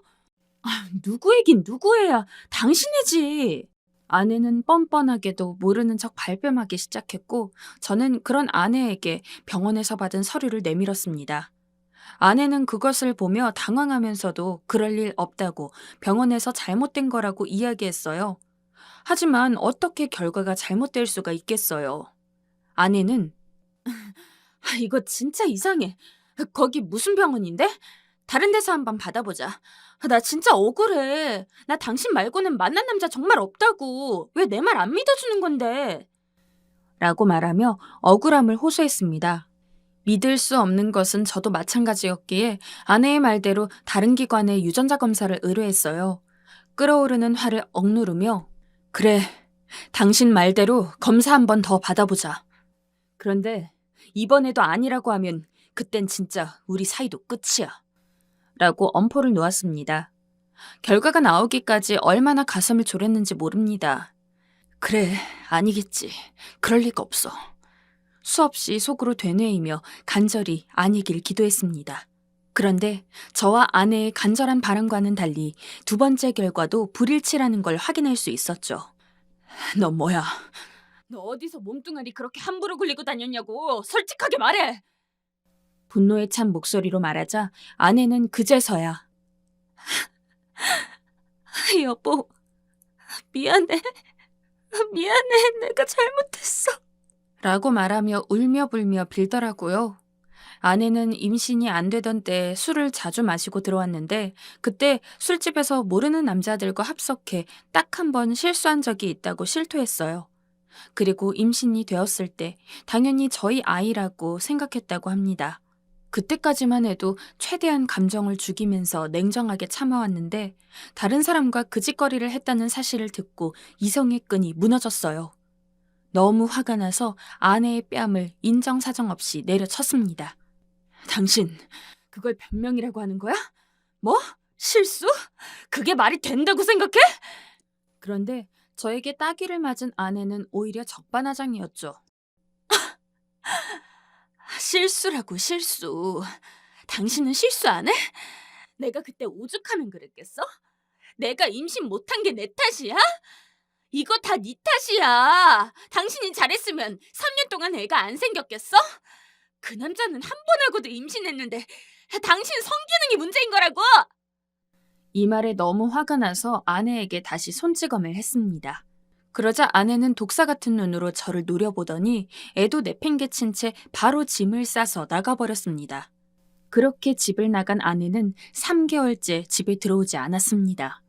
부모님께 말씀을 드릴 수도 없고 어쩔 수 없이 회사에 육아휴직을 내고 내 새끼가 아닌 남의 새끼를 보는 것이 정말 미칠 것 같았습니다. 똥기저귀를 가는 일부터 분유를 타서 먹이는 일, 그리고 새벽에 칭얼대는 아이를 재우는 일까지 유튜브를 보며 배워가며 아이를 케어해야만 했습니다.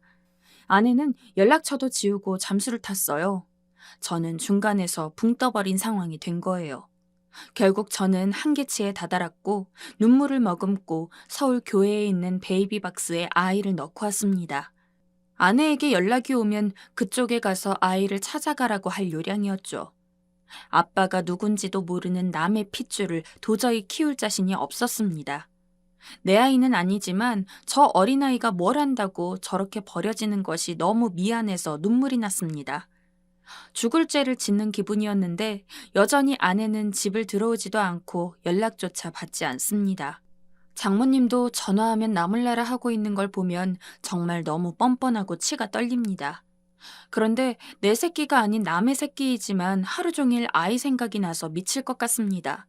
다시 데려올까 고민은 되지만 차마 내 핏줄이 아닌 아이를 잘 키울 자신이 없습니다. 저는 어떻게 해야 할까요? 답답한 마음에 글을 적어보네요.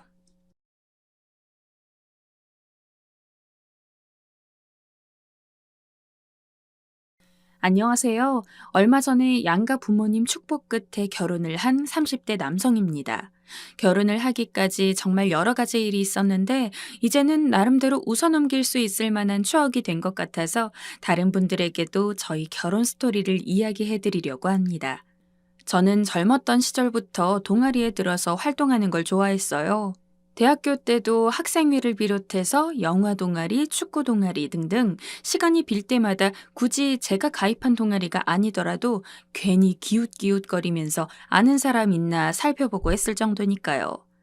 덕분에 이후에 취업을 준비하느라 자기소개서를 쓸 때 저의 다양한 동아리 경력을 한껏 활용할 수 있었습니다. 이런 저의 동아리 사랑은 대학을 졸업하고 나서도 계속됐어요. 직장을 다니느라 이전만큼 시간은 못 냈지만 주말에 짬을 내서 뭐라도 하려고 봉사 동아리에 들어서 2주마다 한 번씩 봉사도 다녔습니다. 그러다가 제가 다른 직장으로 이직을 하면서 살던 곳을 벗어나서 서울로 올라오게 되었는데 직장 조건이며 뭐며 전부 이전보다는 좋았지만 너무 외롭더라고요. 아무래도 아는 사람들은 다 고향에 있는데 저만 혼자 서울로 올라온 거였기 때문에 퇴근하고 가끔 누구 마음 맞는 사람이랑 술이라도 한잔하고 싶어도 부를 사람이 없어서 한동안은 퇴근하면 무조건 집으로만 향했고 정말 못 견디는 날에는 편의점에 들러서 캔맥주 한두 캔을 사가는 게 유일한 낙이었습니다. 도저히 이렇게 살기는 힘들 것 같다는 생각이 들어서 저는 어떻게 해야 이 낯선 곳에서 새로운 친구들을 사귈 수 있을지 고민했어요. 제가 성격상 회사 사람들이랑은 아무리 친해져도 늘 한 겹 벽을 두는 스타일이라 회사 사람들이랑은 격없이 친해지기엔 무리가 있을 것 같았기 때문에 새로운 대안이 필요했거든요. 그러다가 생각이 난 게 바로 모임이었습니다. 보니까 요새는 어플이나 오픈 채팅 같은 걸로도 비슷한 나이대의 사람들끼리 간편하게 이야기를 하고 대화를 나누다가 약속을 잡고 만나서 같이 놀고 그러더라고요. 서울이면 그런 활동을 더 많이 할 수 있을 것 같다는 생각이 문득 스쳐서 모임 관련 어플을 하나 골라서 바로 깔고 어느 모임에 들어가면 좋을지 이곳저곳 골라보기 시작했습니다. 확실히 모임 종류가 엄청 많더라고요. 매주 일요일마다 정기적으로 술 약속을 가지는 곳도 있었고, 영화의 조예가 깊어서 보고 싶은 영화에 대해 이야기를 하면서 시간이 날 때마다 즉흥적으로 되는 사람들끼리 만나 영화를 보는 곳도 있었죠. 저는 직장이 바쁘기도 했고 워낙 유동적이었기 때문에 정기적으로 만남을 갖기는 좀 어려워서 조금 자유분방한 곳을 위주로 찾고 있었습니다. 그러다 제 눈에 딱 들어오는 곳이 하나 있었죠. 총 모임원도 20명에서 30명 정도라서 100명이 훌쩍 넘는 여러 모임들에 비해서 사람이 그리 많지도 않았고 기본적인 매너만 지키면 별다른 제약도 없더라고요. 그래서 저는 해당 모임에 가입 신청을 넣었고 얼마 지나지 않아 승인이 되어 같은 모임 사람들과 이야기를 나누었습니다. 당시 저는 20대 후반이었는데 모임원은 20대 중반부터 30대 초반까지 있더라고요. 다 비슷한 나이를 가지고 있던 사람들이라서 더 대화하기가 좋았던 것 같습니다. 그렇게 이야기를 나누기를 한 일주일쯤 되었을까요? 모임장이 새로운 사람도 들어왔는데 오랜만에 술 약속 잡자는 말을 하더라고요. 모든 사람이 다 모이지는 못해서 되는 사람들만 만나자고 했는데 저를 포함해서 한 10명 정도가 시간이 된다고 해서 만나기로 한 날짜에 술집 하나를 예약해 두기로 했습니다. 제가 모임에 들어오고 처음으로 바깥에서 약속을 잡는 거라서 정말 엄청 기대했던 것 같아요. 애초에 친구를 사귀고 심심할 때 만나서 함께 놀 사람이 필요했던 거라서 제가 가장 고대했던 순간이기도 했죠. 드디어 약속날. 주말이었지만 잠시 회사에 들릴 일이 있어서 다른 사람들은 미리 모여 있고 제가 제일 늦게 갔습니다. 술집에 도착하니 낯선 얼굴들이 잔뜩 있더라고요. 하지만 그럼에도 불구하고 자주 이야기를 나눴어서 그런지 그렇게 어렵지만도 않았어요. 모두 두루두루는 친해지겠지만 이 중에서도 누구랑 가장 친해질 수 있을까라는 생각을 하면서 술을 한 잔, 두 잔 마시는데 저의 바로 옆에 앉은 여자 한 명이 엄청 눈에 들어왔습니다. 사실 처음 그 자리에 들어서면서도 한눈에 확 꽂혔던 것 같아요. 얼굴이 정말 예뻤거든요. 이상형이랑은 관계없이 누가 봐도 객관적으로 예쁜 외모였던지라 솔직히 좀 놀랐습니다. 편견이 있는 건 아니지만 그냥 편하게 사람 만나려고 나온 모임에서 그렇게 얼굴이 예쁜 사람을 만날 줄은 몰랐거든요. 속으로 엄청 콧대 높고 도도한 스타일일 거라고 혼자 생각하면서 대화를 하는데 그분은 그렇지도 않았습니다.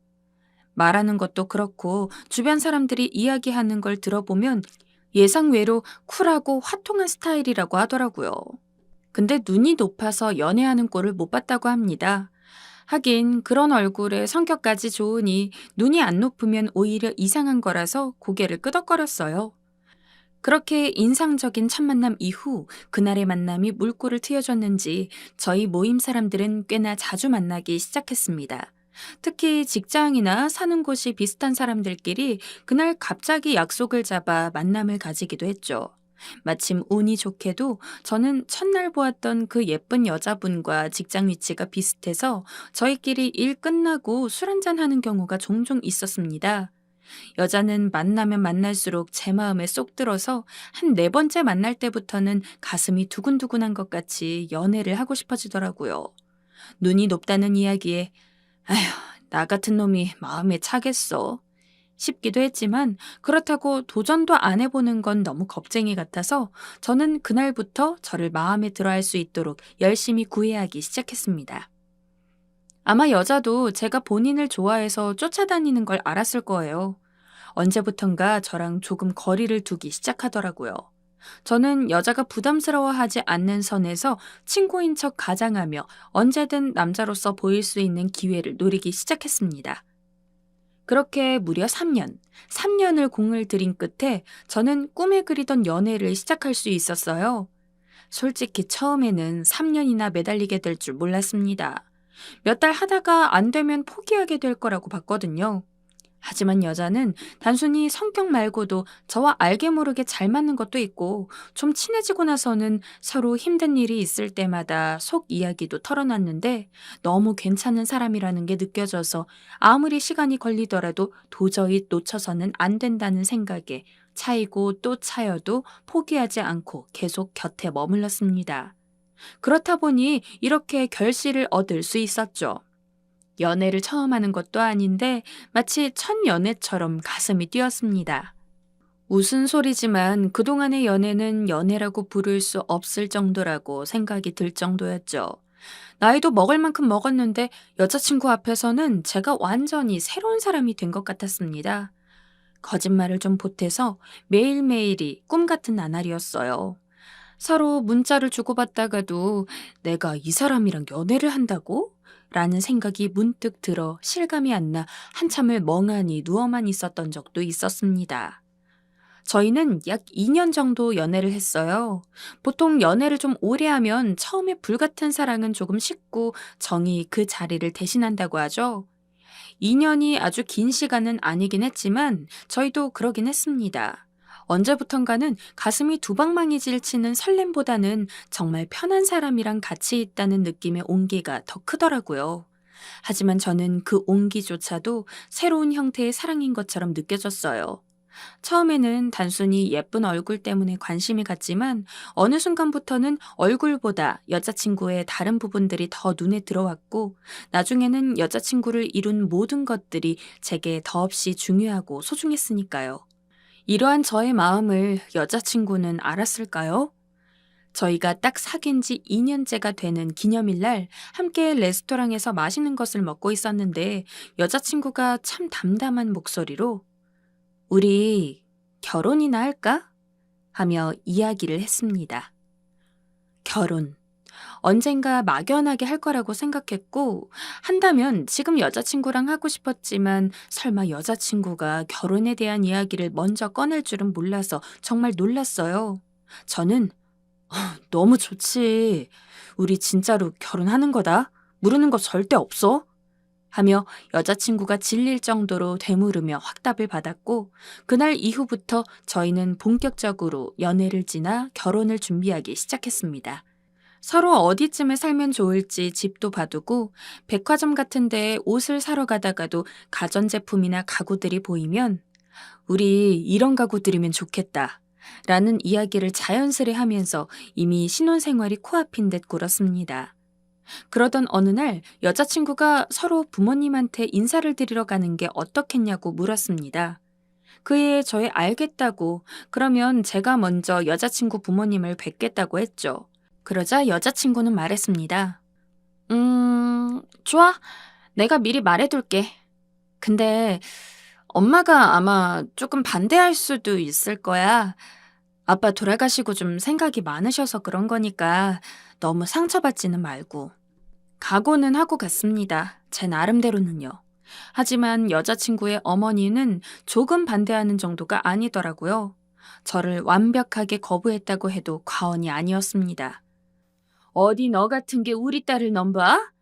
얘, 이런 애랑 연애를 해주니 주제도 모르고 결혼하겠다고 기어오르는 거 아니니? 등등 마음을 먹고 갔는데도 정신을 아찔하게 할 만한 폭언이 이어졌습니다. 여자친구는 계속 엄마 자꾸 왜 그래? 라며 제 편을 들어주려고는 했으나 여자친구의 어머니는 호락호락하지 않았습니다. 그렇게 혼만 나고 쫓겨나다시피 나온 저는 자연스레 풀이 죽을 수밖에 없었죠. 내가 그렇게 부족한 놈인가? 라는 자괴감이 휘몰아쳤습니다. 여자친구는 저를 데려다 준다는 명목으로 함께 밖에 나오더니 자기가 미안하다며 대신 사과를 했습니다. 그리고 어머니에 대한 이야기를 해주었어요. 들어보니 여자친구네 어머니도 소시적 예쁜 얼굴로 엄청 인기가 많았다고 합니다. 그리고 그 덕에 미스 롯데도 당선이 되었다고 했어요. 어머니는 미스 롯데가 된 후 당시 무척이나 잘 나가던 사업가였던 아버지와 결혼을 하게 됐는데, 아버지가 돌아가신 후에 가세가 많이 기울어서 그 이후부터는 약간 강박증에 걸린 사람처럼 여자친구에게도 꾸준히 돈 많은 사람이랑 결혼을 하라고 압박을 했나 보더라고요. 그러면서 여자친구에게 여자는 이쁜 게 제일이야. 너도 엄마 닮아서 얼굴 하나는 어디 가도 모자라지 않으니까 예쁘고 어릴 때 꼭 돈 많은 부자 만나서 결혼해야 한다. 라고 하며 본인의 잘 나갔을 적을 생각하면서 이를 강요하고 있던 듯 했습니다. 엄마는 아직도 본인이 미스 롯데일 때를 못 버리고 계셔. 그래서 자꾸 나한테도 엄마가 아빠랑 결혼한 것처럼 사업가든 뭐든 부자랑 결혼했으면 하더라고. 물론 나는 그럴 생각 없어. 난 내가 좋아하는 사람이랑 결혼하고 싶어. 자기도 이름 있는 기업에 다니고 있으니까 나는 솔직히 그 정도면 엄마가 크게 반대 안 할 줄 알았는데. 내가 미안해. 여자친구는 제게 사과를 하며 자기가 어떻게든 해보겠다고 하더라고요. 내심 어떤 방법을 쓸까 궁금했는데 여자친구는 자기 어머니가 녹록치 않은 사람인 걸 알고 있어서 그런지 처음부터 나 이 사람이랑 결혼 못하면 그냥 죽을 거야 하면서 울고불고 난리쳤다고 합니다. 저는 그렇게까지 강하게 나올 줄 몰라서 깜짝 놀랐는데 나중에 저한테 말해주길 그 정도로 안 하면 자기네 엄마는 절대 허락하지 않을 사람이라고 하더라고요. 그래도 여자친구가 강단 있게 나서준 덕분에 여자친구네 어머니는 여전히 제가 마음에 들지는 않지만 어쩔 수 없이 결혼을 하라고 허락을 해주셨습니다. 그리고 저희 부모님은 애초에 제가 결혼하고 싶은 사람이 있다고 했을 때부터 반대를 안 하셨지만 직접 제 여자친구를 보고 난 이후부터는 쌍수를 들고 환영하셔서 큰 문제가 없었습니다. 그리고 드디어 저희 부모님과 여자친구 어머니가 다 같이 모이는 상견례 날이었어요. 상견례 전부터 저희 부모님은 무슨 옷을 입어야 하는지 엄청 고민하다가 단아하고 깔끔한 게 좋을 것 같다면서 정말 중요한 날이면 안 입는 옷을 꺼내 입으셨어요. 그리고 예비 장모님이 어떤 분인지 알았기 때문에 혹시라도 부모님이 상처를 받으실까봐 넌지시 이전에 있었던 일을 말씀드렸어요. 그랬더니 아버지가 저를 한심하듯 쳐다보더라고요. 부모님과 함께 약속 장소에 가서 기다리니 곧 여자친구가 어머니랑 함께 들어왔습니다. 여자친구네 어머니는 멀리서 볼 때부터 휘황찬란했습니다. 보석을 얼마나 많이 달고 오셨는지 아직 자리에 가까이 다가오지도 않았는데 정말 번쩍번쩍 하더라고요. 여자친구 어머니는 자리에 앉자마자 저희 부모님과 이야기를 나누었습니다. 안녕하세요. 아이고, 먼 길 오느라 고생하셨습니다, 사돈어른. 고생은 뭐 그냥 그렇죠. 어쩜 며느리 될 아이가 사돈어른을 닮아서 이렇게 예뻤네요. 그러는 아드님은 뭐 아닙니다. 솔직히 살얼음 위를 걷는 기분이었습니다. 여자친구네 어머니는 무슨 유감이 있는지 저희 부모님한테 엄청 날카롭게 구시더라고요. 부모님도 그걸 아셨는지 표정이 좋지가 않았습니다. 그런데 저 때문에 참고 있는 게 여실히 보여서 저도 애써 웃으면서 넘기려고 했죠. 분위기를 어떻게 풀어보려고 열심히 칭찬도 하고 그랬는데 여자친구 어머니는 저희 부모님이 시골 사람이라고 깔보도 꿇었습니다. 하긴 애초에 돈이 많은 부자와 결혼하길 원하셨으니 저희 집이 눈에 차지는 않으셨겠죠. 저는 그래도 제가 잘하고 그러면 나아질 거라고 생각해서 넘기기 쉬웠습니다. 하지만 부모님, 특히 아버지는 아니었나 보더라고요. 상견례가 끝나고 얼마 지나지 않아 아버지가 갑자기 오늘 서울 올라갈 거다. 네 장모 될 사람한테 나 좀 보자고 하자. 하며 저에게 연락을 했습니다. 아버지, 왜 그러세요? 하고 물어봐도 일단 묻지 말고 만나자는 연락이나 전해. 이대로는 너네 둘 결혼 못 시킨다. 라며 요지부동이었죠. 그래서 하는 수 없이 여자친구한테 전화를 해서 우리 아버지 서울 올라오시는데 어머니를 뵙자고 하시네. 하며 말을 전했고 다행히 여자친구네 어머니도 시간이 되셔서 저희는 예정되지 않았던 저녁 식사 자리를 가지게 되었습니다. 사돈어른, 갑자기 연락드렸는데 이렇게 나와주셔서 감사합니다. 아버지는 이전처럼 최대한 예의 바르게 여자친구 어머니를 대했지만 여자친구 어머니는 시큰둥한 반응으로 그래서 왜 부르신 거죠? 솔직히 이렇게 갑작스럽게 연락하는 건 너무 당황스럽네요. 라며 여전히 아버지에게 그리 친절하게 굴지는 않으셨습니다. 아버지는 이전 상견례 자리 때 입었던 옷보다는 조금 더 허름하게 입고 오셨는데 그래서 더 나쁘게 구시는 것 같더라고요. 이쯤 됐을 때는 저도 기분이 그렇게 좋지가 않아서 아무리 여자친구네 어머니라고는 해도 뭐라 한마디는 해야 할 것 같다는 기분이 들었습니다. 하지만 제가 이야기를 꺼내기도 전에 아버지는 품에서 서류 봉투 뭉치를 여자친구 어머니에게 꺼내서 보여주었습니다.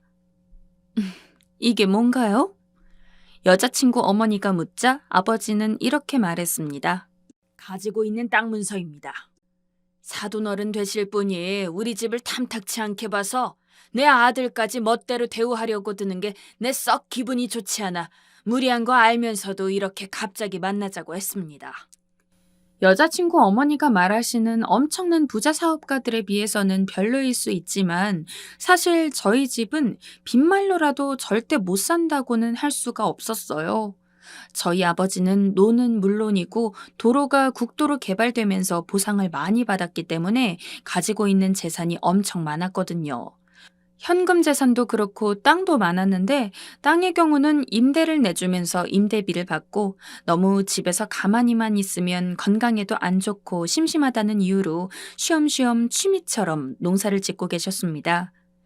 실제로 돈이 적다고 해도 여자친구 어머니의 태도가 기분 나쁠 판에 아버지는 그렇게 돈이 없지도 않은데 겉으로 보이는 것만 보고서 멋대로 가난하다고 판단당하니 본때를 보여주어야겠다고 생각하신 것 같았어요. 사돈, 시골에 산다고 다 무시하지 마세요. 내 장담하건대 어지간한 서울 사람들보다 우리 집이 더 잘 살 겁니다. 지금 있는 땅들 다 임대 놔주고 있고 나랑 아내 죽으면 이애 누나랑 이애한테 다 돌아갈 건데 이 정도면 사돈 어른이 원하는 부자에 맞지 않는가요? 여자친구 어머니, 즉 저희 예비 장모님은 무척 당황한 얼굴이었습니다. 그러면서도 눈은 아버지가 앞에 던져둔 서류에 향해 있었죠. 자세조차도 시큰둥하기 그지없었던 장모님은 아버지 서류를 대강 훑자마자 허리를 쫙 펴고 금세 웃는 얼굴이 되었습니다. 아이고, 사돈어른, 뭐 이런 걸 직접 와서 보여주세요. 그냥 저는 하나뿐인 딸이 편하게 결혼 생활했으면 좋겠다는 거였지 이런 걸 바란 건 아니었어요. 좋아해서 하는 결혼인데 둘이 서로 사랑하기만 하면 되죠. 라며 태도를 손바닥 뒤집듯 바꾸었습니다. 아버지는 장모님이 자신의 무리한 태도를 인정하고 아예 사과를 바라는 것 같긴 했지만 일단 장모님이 이전과는 다르게 저희 아버지 눈치도 보고 저한테 어떻게든 잘 대하려는 듯이 행동하는 걸 보고 앞으로 변화해가는 걸 지켜보려는 눈치더라고요. 실제로 그 갑작스러운 만남 이후 장모님은 저한테 자주 연락하고 그랬습니다. 갑자기 아내랑 같이 있으니 나오라고 불러서 아이고, 이제 우리 집 사위 될 텐데 내가 저녁이라도 사주고 싶어서 하면서 맛있는 식사를 사주시기도 했고 여자친구에게 부탁해서 제가 입을 옷을 선물해 주시기도 하고 심지어는 반찬까지 해주더라고요. 아버지에게 그 이야기를 하자 사돈 어른이 이제야 정신을 차리네. 내가 이제 와서 이야기하는 건데 사돈 어른 만나고도 계속 무시당하는 것 같아서 시골 가서도 내가 썩 기분이 좋지가 않았다. 라고 말하셨습니다. 제가 무리해서라도 바로 장모님을 말렸어야 했나 싶어서 아버지에게 무척 죄송했습니다. 그 이야기를 하자 아버지는 뭐 나도 며느리 될 아가는 생각도 안 하고 그렇게 복수하겠다고 굴었으니 피차 미안하긴 하지. 나중에 며느리 보면 내가 미안했다고 좀 전해줘라. 라며 싱글벙글한 얼굴로 웃으시더라고요. 저는 혹시 이번 일로 아버지가 저희 결혼을 원치 않으면 어쩌나 싶어서 그것에 대해서도 여쭤봤습니다. 그랬더니 아버지는 너희만 좋으면 되는 거 아니겠냐? 그래도 며느리 될 아이는 사돈 어른 같은 성정은 아니어서 내가 마음에 든다. 이왕 결혼하기로 한 거 잘 살아라. 라며 무척이나 쿨하게 결혼에 대해서는 일절 반대하지 않으셨습니다. 그리고 아버지는 내심 아무리 장모님이 먼저 무시를 했다고 하지만 그렇게까지 강경하게 땅 문서까지 가져가서 길을 죽인 게 마음이 좀 그랬는지 서울의 유명 호텔에 저희 결혼식을 잡아주었습니다. 저희의 결혼을 성대하게 만들고 싶으셨다는 마음도 있었지만 장모님이 남들 보이는 걸 중요시하다 보니 장모님 체면을 차려주겠다는 이유도 있었죠. 그렇게 저희는 결혼을 했고 결혼식 날 장모님은 저희 부모님과 함께 식사를 하는 자리에서 제가 일전에 무리하게 군 거 사과드릴게요. 이제 한 식구 됐는데 너그러이 용서해 주세요. 라며 직접 사과까지 했습니다.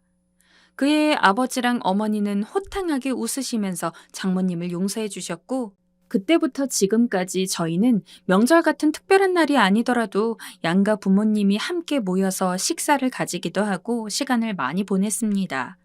우여곡절이 많았지만 지금은 누구보다도 좋은 사이인 것 같아요. 물론 저랑 아내도 무척이나 돈독하게 지내고 있습니다. 제법 해피엔딩이죠? 장모님이 자존심을 굽히지 않으셨다면 솔직히 지금처럼 이렇게 온 가족이 함께 지내기는 어려웠을 것 같아요. 저도 처음에는 장모님 이야기에 기분이 나쁘기도 했지만 지금은 아무런 유감 없이 잘 지내고 있습니다. 나름대로 힘든 난관을 이겨내고 결혼한 만큼 평생 행복하게 살려고요. 제 이야기는 여기서 끝인데요. 들으신 분들의 소감이 어떠셨을지 모르겠어요. 말하고 나니 어쩐지 저 말고도 어딘가에 있을 법한 이야기이긴 하네요. 썩 즐겁거나 좋기만 한 이야기는 아니지만 그래도 좋게 마무리가 된 만큼 혹여나 남아있을 앙금을 다 털어내고자 다 풀어봤습니다. 지금 결혼 생활을 하고 계신 분들 모두 행복한 결혼 생활 하시길 바라고 아직 결혼을 예정 중이신 분들은 저와 같은 일은 없기를 바랄게요.